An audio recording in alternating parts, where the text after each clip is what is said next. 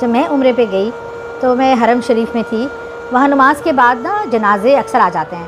ہر نماز کے بعد کوئی کا جنازہ ہوتا ہے. میں سوچ رہی تھی کہ یار کتنے خوش نصیب لوگ ہیں جن کا جنازہ حرم میں پڑھا جاتا ہے اور اتنی بڑی تعداد میں پڑھا جاتا ہے. تو وہ وہاں کے جو لوکل پاکستانی کام کرنے والے ہیں جو وہاں پہ سال ہاں سال سے بس رہے ہیں، تو انہوں نے ایک واقعہ مجھ سے شیئر کیا جو بہت ہی دل دہلا دینے والا واقعہ تھا.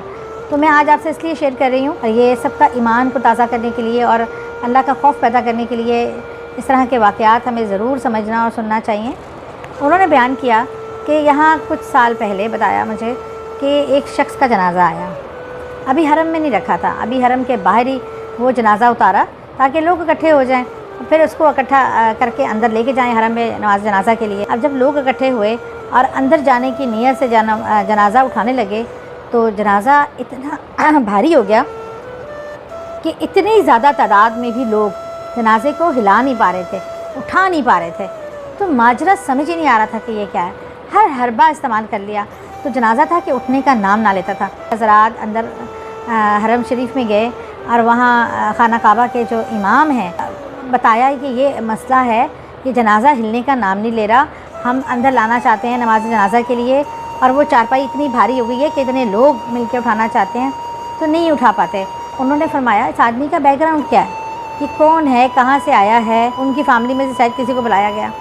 تو انہوں نے کہا کہ جی یہ شخص سعودیہ کا تو نہیں ہے، پر 40 سال سے سعودیہ میں رہ رہا ہے، یہاں بزنس ہے اس کا ٹھیک ٹھاک ویل آف. لیکن انہوں نے کہا تو مجھے بتاؤ کہ اس نے کتنے حج اور عمرے کیے.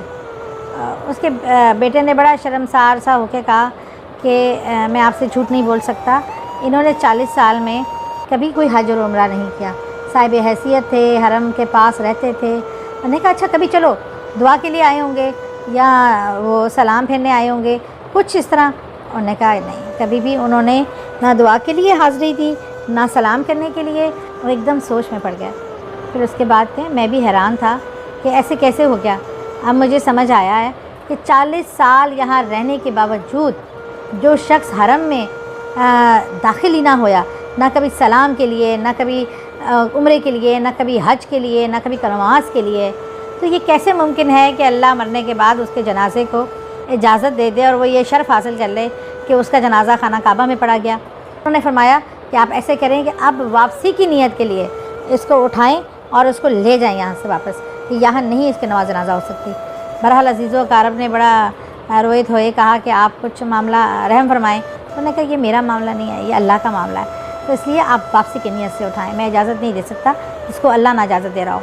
تو پھر وہ جب سب باہر گئے تو انہوں نے کہا کہ ہم نے یہ سب دیکھا اپنی آنکھوں سے کہ انہوں نے باہر کی نیت کی، اٹھایا، جنازہ فوراً اٹھا گیا.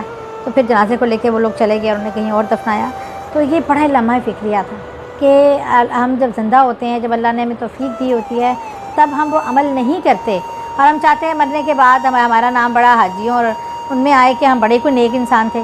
جو دنیا میں ہم عمل کرتے ہیں، دنیا میں ہم وہ کرتے ہیں، اس کا ہمیں دنیا اور آخرت دونوں میں اس کا سامنا کرنا پڑتا ہے.